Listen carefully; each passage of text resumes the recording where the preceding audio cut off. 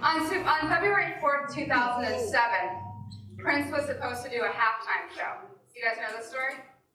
He was supposed to do a halftime show at the Super Bowl in Miami, and they woke up and it was pouring down rain. It was like a torrential Florida downpour and unrelenting, like sideways rain.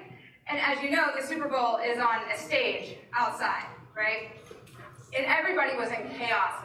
And they were freaking out and they didn't know what to do. And they called Prince and they said, "Prince, it's raining. Are you okay?" And Prince said, "Can you make it rain harder?" And that's really the key to unlocking fear, right? Can you make it rain harder? And then he proceeded to give like the most legendary Super Bowl performance of all time. And if you have a chance, it's so hot. I need my fur vest rack up here. So he proceeded to give the most legendary Super Bowl performance in the pouring down rain, in 4-inch heels, with 4 electric guitars. It's an incredible story, and he's like, "Can you make it rain harder?" So, dearly beloveds, we are gathered here to get through this thing called life. So I'm going to talk to you about fear, and I promised to teach you how to relieve stress. And I'm here to tell you that that is what stress is. Stress is fear. Stress is fear. And we are all experiencing stress to a greater or lesser extent, and there are all these medical names for stress these days, like anxiety, or for fear these days, such as anxiety, but stress and anxiety are fear.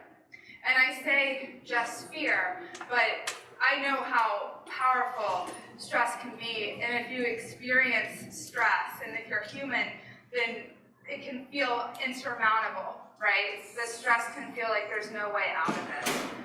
And some of us don't even know that we're afraid. So it runs the gamut from being like completely anxiety-ridden to the point that we can't function in our jobs like we want to or in our families, to like not even like being tuned in to feeling afraid. Do you know what I mean?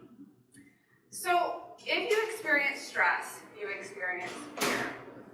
And if the metaphysical text, A Course in Miracles, tells us that there are only 2 emotions, love and fear. You cannot experience both at the same time.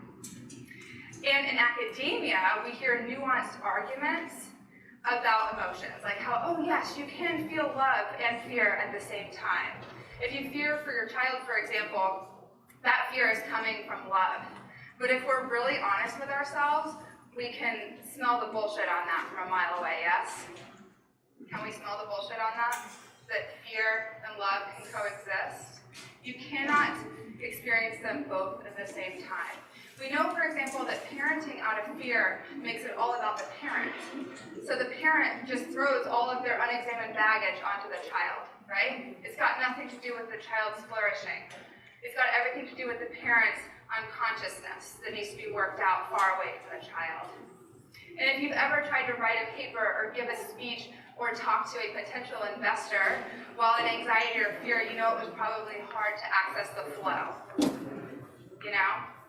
And if you've ever gone on a date or tried to hang out with somebody who was like super hot, who you hope to woo while being in full-blown fear, it probably wasn't sexy. Yeah? You know what I mean?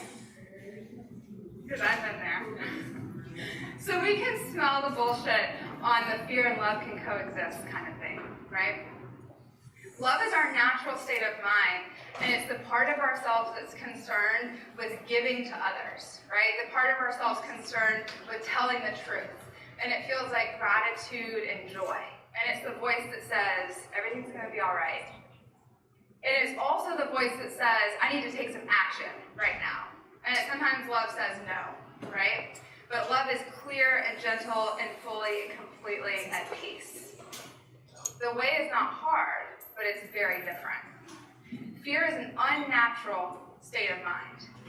It feels like stress and tension. You might feel the stress and tension in your head. You know where you feel stress in your body?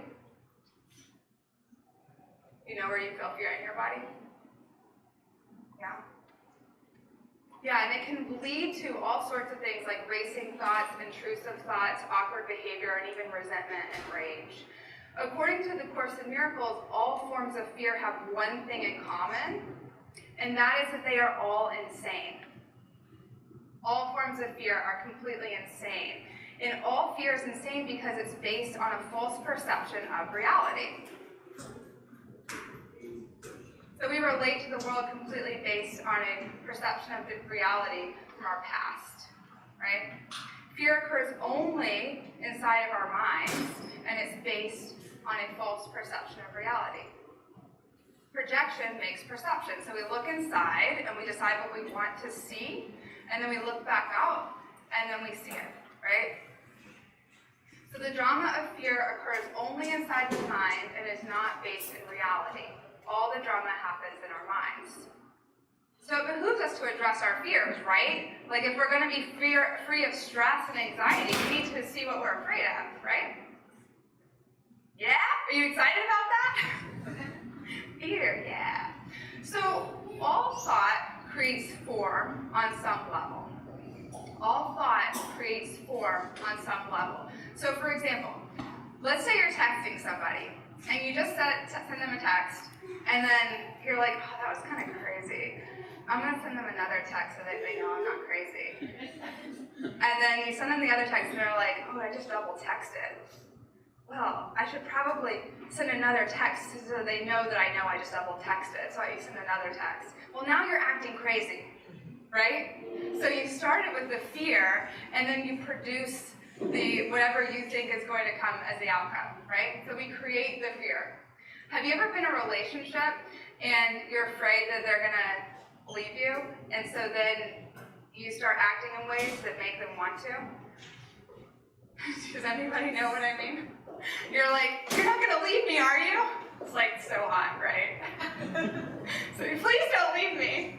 Like the sexiest thing. So you must change your mind. That's how you end fear, is by changing your mind. The way is not hard, but it is very different. And the Course in Miracles tells us that those fears are not worthy of you, that your fears are not worthy of your brilliance and your compassion and your true peace, your true state of mind, right? Your fears are not real. They're not worthy of you.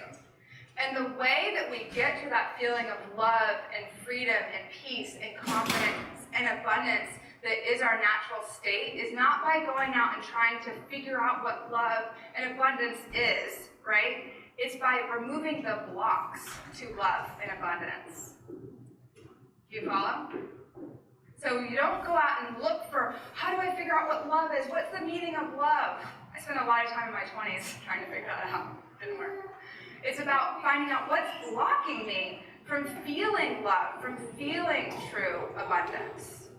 Right? You got it? So what you want to do is identify the lie or the misperception and ask for help in the conditions that have brought the fear about.